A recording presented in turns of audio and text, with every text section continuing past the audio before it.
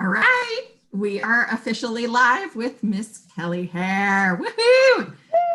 Kelly comes to us with experience on working with actors, helping them become the best that they can be, whether it's on set, whether it's behind the scenes, whether it's private in person, and all of the above. Yes. She's fantastic.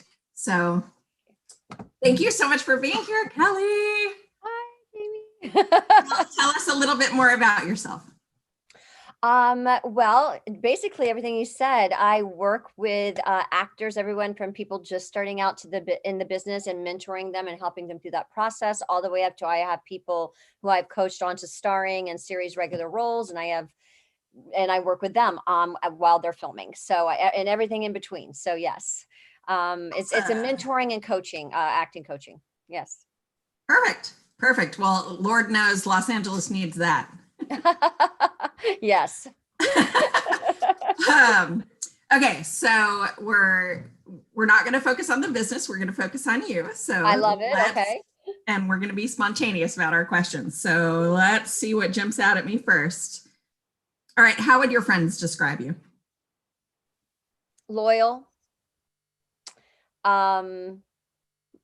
accepting, and always there when they need me. You are steady as a rock for sure. No doubt about that. Okay, what book changed your life? Oh gosh. Pride and Prejudice, maybe.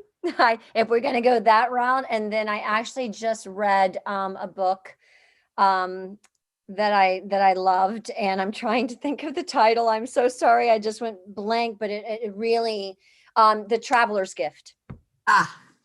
The Traveler's Gift. Yeah, that I read that recently, and that really was very mind-blowing. And yeah, I recommend it. Yes.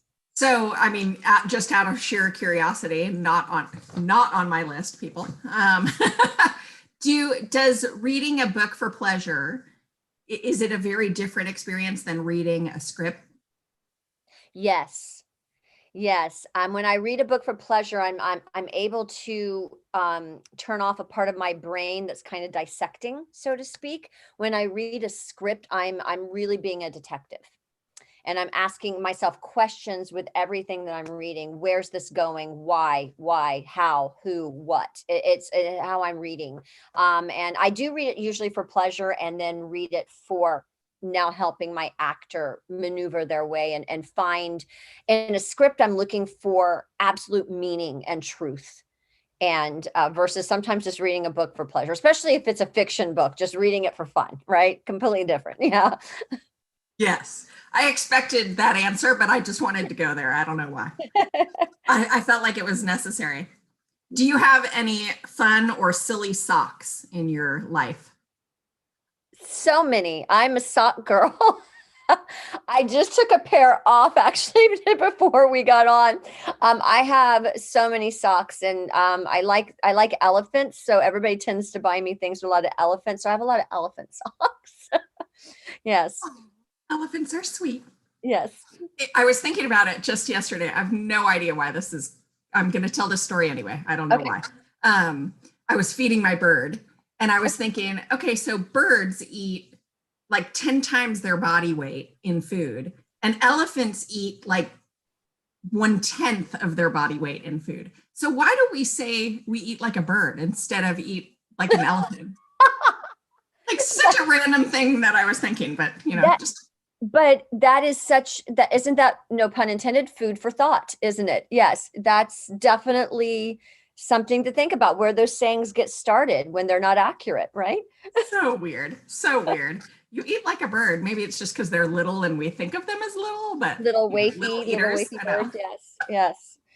Anyway, I thought that story was fun. I'm gonna start switching up how I use those now. I'm gonna start switching them up.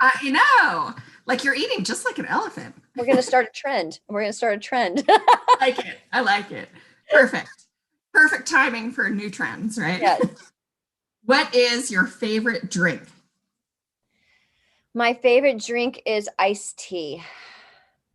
I drink it way too much all day long. Yes. Any type of iced tea, green, black, oolong, or it doesn't matter. I love iced tea. It became a joke really at some of the practices. And you know what, like every day I walk in with this huge thing of green iced tea. Usually. I'm out of the corner of my eye. I'm seeing my daughter go, uh-huh. She knows exactly. Yes. So just to give you a little background on this audience, we met because Kelly volunteered at my daughter's school as a dance instructor. So my daughter has worked firsthand with Kelly, and she's amazing. Oh, thank you. We love her. So, and we miss her terribly. This year has been very weird. I miss everyone too. I do. I miss all you guys. Okay. What is your favorite song? Oh, goodness. That one, I don't know. Because I am a music lover, I don't know if I have like a favorite song because there's so many that I just relate to and so I love. Here's a revision to the question. Okay. If you were to try to be coming out of a funky mood and you want to kind of elevate your experience, what is your kind of your go-to song? Barry White, You're the First, You're the Last, You're My Everything. There you go. Okay, so I need to rephrase that question from now on because you knew exactly. Okay. Right cool. there. I dance around to it. So yeah. Yep. Just get that energy moving, get it going. Yep. So speaking of that, what makes your soul sing? Okay, so what makes my soul sing is, I think, just when I help somebody and I see something change within them, that they maybe gain more confidence. I help them step out of their comfort zone. I help them step out of a box that people try to put everybody into a box, right? And I try to help them step out of that box and let them know that what makes them stand out is for them just to be them, because they're special just as who they are, and don't try to be other people. And when I can get that through to somebody and make that click, that really makes me happy, makes my soul sing. Yeah. I love it. Love it. Great answer. Great answer. All right. Last but not least, let me just see what one is jumping out at me here. I'm always like this. I'm like, what's she going to ask? I know. What is she going to ask? Okay. Okay. When you were a kid, what did you want to be when you grew up? I wanted to be on Broadway. I wanted to be a singer, an actor, an entertainer. I wanted to entertain people and have them be moved by a performance or a song. Yes. Yeah. Did you fulfill that? I did, to an extent. I never got on Broadway, but but that's my own fault. I never actually really went for it. You never tried. Yeah, but I There's did still act. time, my friend. There's still time. I did, but I did act. I did get to do movies and TV shows, and I do sing still. I go around. Well, before all this, I would go around and do cabaret shows and sing. So I did that. I didn't ever take it to New York, all the way to New York, because that would have been to me more than making millions of dollars doing a movie. Just live theater. I love live theater. Yeah.